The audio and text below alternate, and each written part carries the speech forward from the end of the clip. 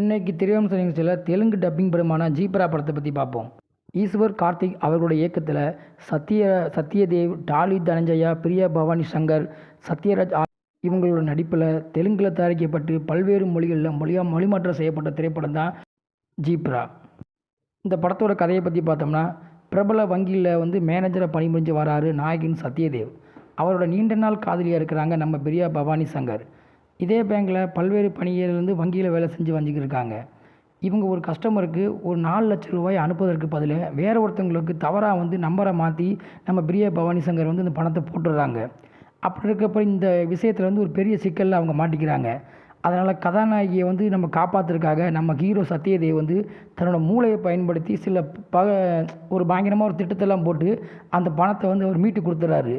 இந்த சிக்கல்லேருந்து தப்பிச்ச கதாநாயகன் சத்யதேவ் அவர் போட்ட தகுதி திட்டத்தாலேயே வேறு ஒரு பெரிய பண சிக்கலில் மாட்டிக்கிறாரு. அவர் வில்லன் தாலிஞ்சேயோடைய மிகப்பெரிய ஒரு கோடிக்கணக்கான பணம் மாறி மாறி வேறு அக்கௌண்ட்டுக்கு நாயகன் பேரில் பணமாற்றம் பண்ணுறாங்க.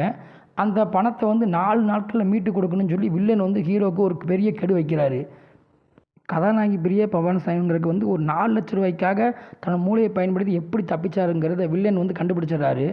அதனால் அதே வித்தையை கண்டு வச்சு அவர் ஒரு பெரிய அளவில் ஒரு பண மோசடியை பண்ணுறதுக்காக நம்ம ஹீரோவை நாடுறாரு.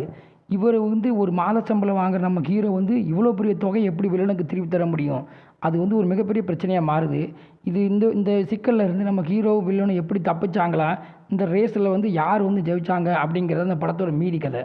இந்த படத்தோட கதைக்கும் கதாபாத்திரத்துக்கும் ஒரு ரொம்ப முக்கியமான திருப்புமுனையாக மாறி இருக்கிறாங்க நம்ம நடிகை பிரியா பவானி சங்கர் அவர்கள். ஏன்னா அவங்க சமீபத்தில் நடித்த படங்கள்லாம் படுதோல்வி அடைஞ்ச நிலையில் கடைசியாக 2 திரைப்படங்களுக்கு அவருக்கு நல்ல ஒரு திருப்புமுனை கொடுத்தது.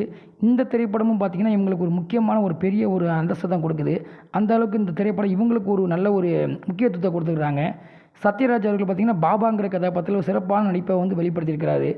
அமரோது ஐயங்கர் பிற நடிகர்களும் ஒரு முக்கியமான கொடுக்கப்பட்ட கதாபாத்திரங்கள் சிறப்பாக நடிச்சிருக்கிறாங்க.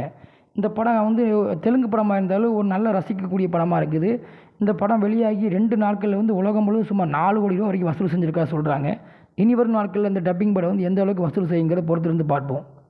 பிரியா பவானி சங்கர் அவர்களுக்கு பார்த்திங்கன்னா சமீபத்தில் வெளியான பிளாக் திரைப்படமும் டிமாண்டிங் காலனி 2 திரைப்படமும் ஒரு மிகப்பெரிய ஒரு பிளாக் பஸ்டராக கொடுத்துச்சு.